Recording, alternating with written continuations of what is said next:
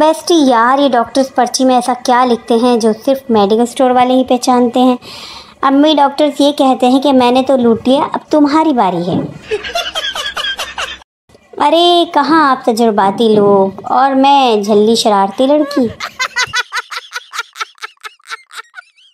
बार बार मेरी आईडी दे फेरे, इरादे चंगे नहीं लगदे मैनू तेरे।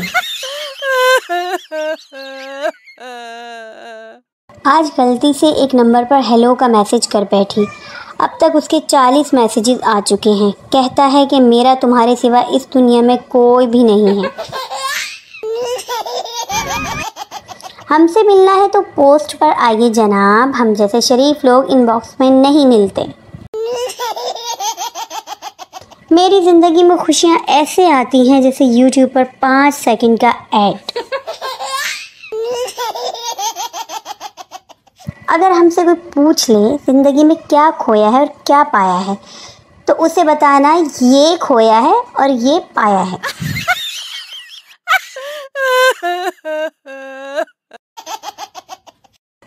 एक शख्स की मरते वक्त वसीयत, बेटा तुम डिफेंस वाले 15 बंगले ले लेना।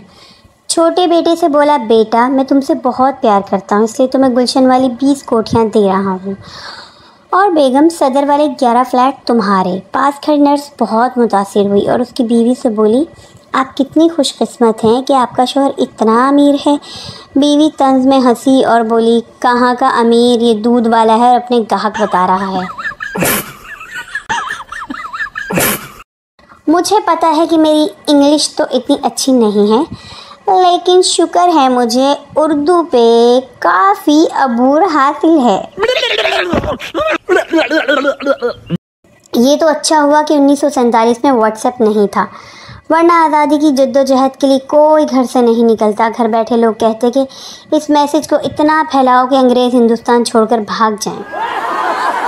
एक आदमी स्वाद किया तो चाहती अपनी बेगम को SMS भेजा, मगर नंबर गलत मिला दिया।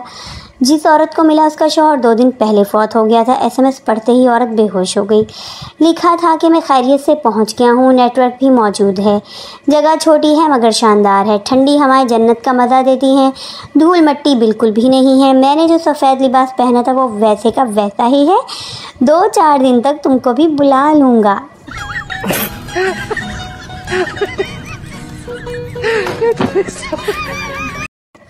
सर्दी से तभी बचा जा सकता है जब कंबल 2 हों या कंबल में 2 हों। हफ्ते हद से बढ़ जाएं तो गम मिलते हैं, इसलिए हम व्हाट्सएप में कम मिलते हैं। दुनिया की सबसे बड़ी गलती रिश्तेदारों के सामने मोबाइल देखकर मुस्कुराना।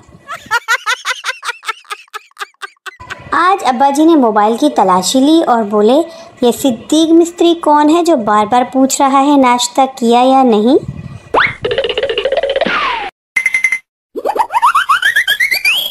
आज मैंने किचन में चूंटी के सामने चीनी के दाने रखे।